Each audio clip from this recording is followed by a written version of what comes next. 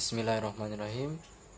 Perkenalkan, nama saya Yuda Pratama, biasa dipanggil Yuda. Saya dari Manajemen 2C, Fakultas Ekonomi dan Bisnis Islam, Universitas Islam Negeri Sumatera Utara, Medan. Oke, apa kabar teman-teman semua? Saya harap teman-teman semua dalam keadaan baik, sehat, dan walafiat, apalagi dalam masa pandemik saat sekarang ini. Semoga teman-teman sekalian diberi kesehatan selalu. Tujuan dari saya yaitu ingin menyampaikan sedikit materi yang pernah saya bahas, yaitu berjudul dengan konstitusi.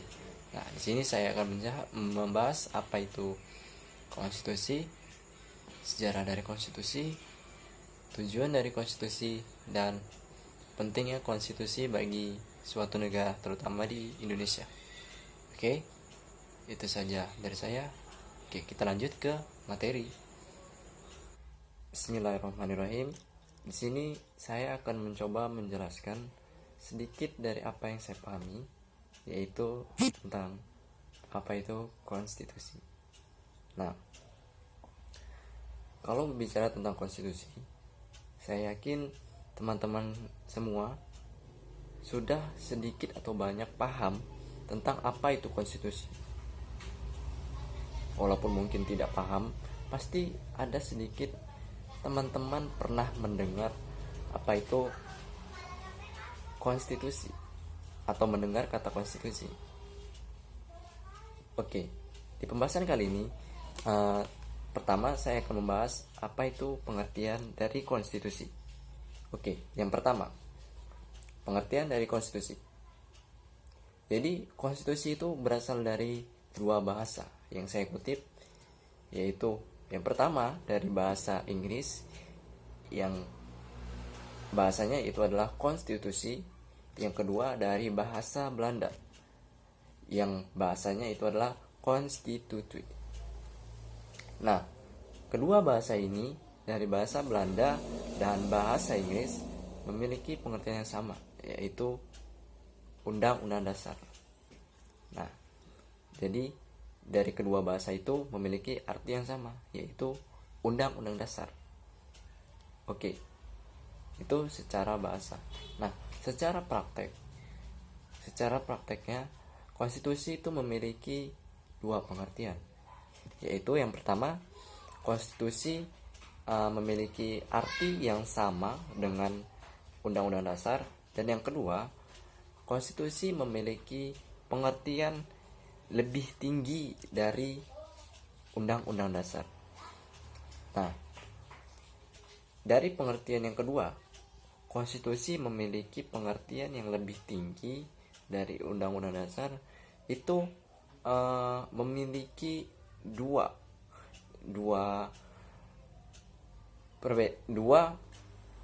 makna, yaitu konstitusi secara tertulis dan konstitusi secara tidak tertulis. Nah, konstitusi tertulis itu seperti contohnya yaitu konstitusi HAM, terus tentang organisasi kenegaraan, dia mengatur hal-hal yang berisi tentang hal tersebut. Nah, yang kedua yaitu adalah konstitusi yang tidak tertulis. Nah, konstitusi yang tidak tertulis ini biasa disebut juga dengan konvensi. Nah, dari konvensi atau konstitusi tidak tertulis ini biasanya contohnya yaitu yang dilakukan seperti pembentukan musyawarah dari hasil keputusan atau musyawarah membentuk sebuah kesepakatan. Contoh hal kecilnya itu ketika masalah pandemi yang sekarang terjadi di Indonesia. Nah, para menteri melakukan rapat. Para menteri melakukan rapat dan menghasilkan sebuah musyawarah. Nah, hasil musyawarah itu bisa disebut dengan konstitusi tidak tertulis. Oke, di sini saya akan melanjutkan materi yang kedua, yaitu sejarah dari Undang-Undang Dasar atau konstitusi yang ada di Indonesia. Oke. Konstitusi atau Undang-Undang Dasar Negara Republik Indonesia dirancang sejak tanggal 29 Mei 1945 sampai tanggal 16 Juni 1945. Nah, yang mana Undang-Undang Dasar ini dirancang oleh BPUPKI, yang mana mungkin kita sama-sama pernah mengenal apa itu BPUPKI, seperti pada pelajaran SD, SMP, atau pelajaran SMA. Nah, jadi BPUPKI ini merupakan badan penyelidik usaha kemerdekaan Republik Indonesia. Nah, yang mana dalam bahasa Jepang yaitu disebut dengan Dokuritsu Jumbi Yosakai. Nah, jadi BPUPKI memiliki tugas yaitu sebagai badan mempersiapkan kemerdekaan Republik Indonesia. Dan BPUPKI memiliki 21 anggota yang diketuai oleh Insinyur Soekarno dan Dr. Andes Muhammad Hatta sebagai wakil. Nah, dalam BPUPKI ini memiliki tim khusus untuk membentuk Undang-Undang Dasar Negara Republik Indonesia.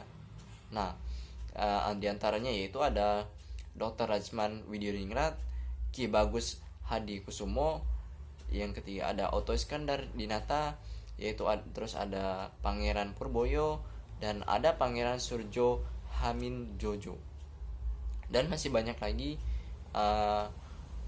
tim khusus untuk membentuk Undang-Undang Dasar Negara. Nah, Undang-Undang Dasar Negara ini dibentuk bertujuan untuk memberi kemerdekaan yang absolut bagi bangsa Indonesia di kemudian hari, sebagaimana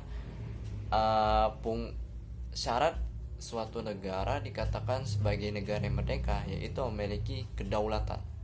Nah, selanjutnya yaitu pada tanggal 18 Agustus 1945, tepatnya sehari setelah kemerdekaan Republik Indonesia, PKI membuat sebuah rapat sidang pertama, yang mana rapat sidang yang pertama yang mereka buat ini membentuk 4 buah keputusan, yang mana yang pertama yaitu menetapkan dan mengesahkan Undang-Undang 1945, yang mana bahannya diambil dari RUU tanggal 22 Juni 1945. Nah, yang kedua yaitu menetapkan dan mengesahkan Undang-Undang 1945, yang mana bahannya diambil hampir semua dari RUU tanggal 16 Juni 1945. Yang ketiga yaitu ada yang namanya pembentukan kepemimpinan, yang mana menetapkan Insinyur Soekarno dan Dr. Muhammad Hatta sebagai presiden dan wakil presiden pada saat itu. Yang keempat yaitu membuat program kerja presiden pada saat itu. Nah, selanjutnya dalam masa pembentukan Undang-Undang Dasar 1945 sampai sekarang, undang-undang mengalami 4 kali revisi sampai hingga sekarang membentuk suatu undang-undang dasar yang utuh yang kita kenal. Oke, di sini saya akan melanjutkan materi yang selanjutnya, yaitu tentang tujuan dari konstitusi. Nah, di sini kita akan membahas tujuan dari konstitusi. Nah, secara garis besar, konstitusi itu memiliki tujuan yang pertama, yaitu membatasi tindakan pemerintah yang sewenang-wenang. Nah, yang kedua yaitu menjamin hak-hak warga negara yang diperintah. Yang ketiga yaitu melaksanakan kekuasaan yang berdaulat. Yang keempat yaitu bertujuan untuk pedoman penyelenggaraan negara. Nah, hal itu jelas sebagai garis besar dari tujuan konstitusi. Nah, Menurut Bagir Manan, beliau membuat sebuah garis besar dari konstitusi itu, yaitu ada dua, yaitu seperti yang pertama, membatasi tindakan secara sewenang-wenang oleh pihak pemerintah. Yang kedua, menjamin hak-hak warga negara sebagai yang diperintah.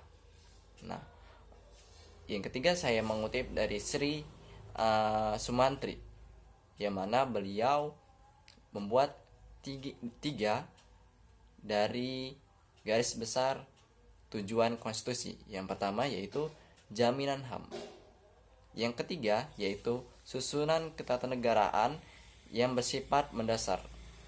Yang keempat, pembagian dari dan pembatasan kekuasaan. Oke. Dan materi yang terakhir yaitu adalah setelah tadi kita membahas tentang apa itu konstitusi, sejarah, dan tujuan adanya sebuah konstitusi. Nah, terakhir kita akan membahas sebuah pentingnya konstitusi dalam sebuah negara. Nah, syarat logikanya dalam sebuah negara memiliki sebuah syarat. Dikatakan sebuah negara yaitu memiliki sebuah kedaulatan, yang mana kedaulatan ini berbentuk sebuah konstitusi atau yang di Indonesia disebut dengan Undang-Undang Dasar Negara Republik Indonesia. Nah, dalam logika tersebut kita dapat mengambil kesimpulan seberapa pentingnya konstitusi dalam sebuah negara.